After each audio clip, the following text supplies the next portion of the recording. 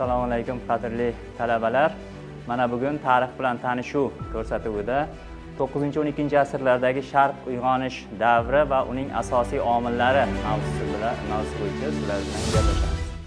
Demak, mavzuda rejalarimiz asosan urg'u beradiganimiz Renessans va Sharq Renessans atamalariga tafsir beramiz. Baytul Hikma va Xorazm Ma'mun akademiyasining tashkil etilishi hamda uning faoliyati, Sharq uyg'onish davri allomalari faoliyati va ilmiy merosi va xulosa mana shu rejalar bo'yicha gaplashamiz. Umuman oladigan bo'lsak, demak Renessans atamasi bugungi kun mavzusiga aylangan. Aynan prezidentimiz tomonidan Renessans atamasiga alohida urg'u berilganligi uchun ham bugun ana shu mavzuga alohida e'tibor bermoqdamiz. Prezidentimiz tomonidan quyidagi fikrlar aytib o'tilgan, ya'ni O'zbekiston zamini qadimda ikki buyuk uyg'onish davriga, birinchi va ikkinchi Renessansga beshik bo'lgan. Bu jahon ilm fanida o'z isbotini topgan va tan olingan tarixiy haqiqatdir degan fikrlarni aytib o'tgan. Birinchi navbatda Renessans atamasiga izoh beramiz. Ya'ni Renessans atamasi bu uyg'onish, tiklanish degan ma'nolarni anglatuvchi fransuzcha so'zdir. Renessans so'zi bu Yevropada demak 14-16 asrlarda paydo bo'lgan bo'lsa-da, dastlabki Renessans bilamiz bizni o'lkamizda yuzaga kelgan. Ya'ni Mavara-un-Nahr o'lkasida birinchi Renessans, ya'ni uyg'onish davri bo'lib o'tgan. Ya'ni uyg'onish davrida ta'lim jonlangan, savdo, san'at, musiqa, adabiyot va fan rivojlangan. Uyg'onish davri Markaziy Osiyoda tarqalib, yuqorida aytganimizdek, demak keyinchalik Yevropada Renessans yuzaga kelishiga zamin yaratgan.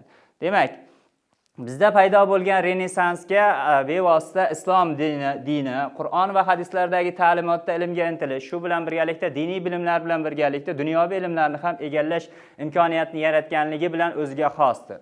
Bevosita islom dinining birlashtiruvchi kuchi tufayli ilm-fan va madaniyatda ham bevosita ulkan muvaffaqiyatlarga erishdik va zamonaviy fanlarning poydevori ham aynan shu davrda qo'yildi.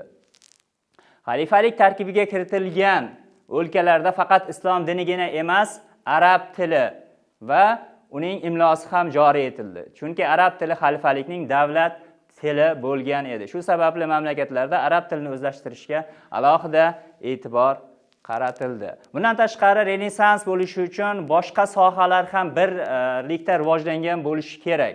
Bevosita bizning o'lkamizda bu davrda quyidagi sohalar, misol uchun qog'oz ishlab chiqarish, sopol, shishani qayta ishlab chiqarish, hunarmandchilikning ko'plab sohalari, tog'kon sanoati, umuman barcha jabha bir xilda birgalikda rivojlana boshladi va bu bevosita Renessans uyg'onish davri paydo bo'lishiga, bizda yuzaga kelishiga zamin yaratdi. Birinchi Renessans allomalari, demak asosiylari, bular ko'plab allomalar yetishib chiqdi bizning o'lkamizda. Ya'ni o'zi Renessans degani dunyoqarashning, odamlarning dunyoqarashi o'zgarishi, dunyoga boshqacha nigoh bilan qaraydigan kishilar qatlami paydo bo'lishini anglatadi. Va bizning o'lkamizda ham Biruni, Farabiy, Ibn Sino, Al-Farg'oniy kabi bir qator allomalar yetishib chiqdi. Bulardan demak diniy bilimda yuksak salohiyatga erishgan allomalarimizdan Imom Al-Buxoriyni alohida e'tirof etishimiz kerak. Imom Al-Buxoriyning Al-Jami as-Sahih asari bu islom olamida bilamiz juda katta o'ringa ega.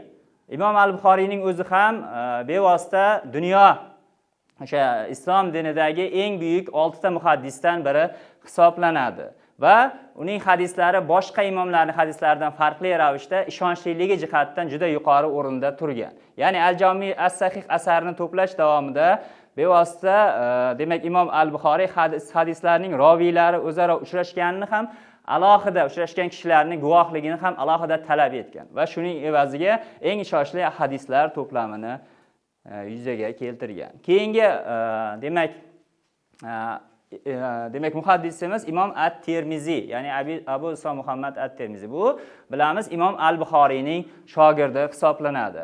Demak, Abu Iso Muhammad At-Termiziy bu Termiz shahrida dunyoga kelgan, tavallud topgan va bevosita At-Termiziyning Jami At-Termiziy, Sunan At-Termiziy nomidagi o'sha nomlar bilan mashhur bo'lgan Al-Jami asari alohida mashhur va bizga ma'lum.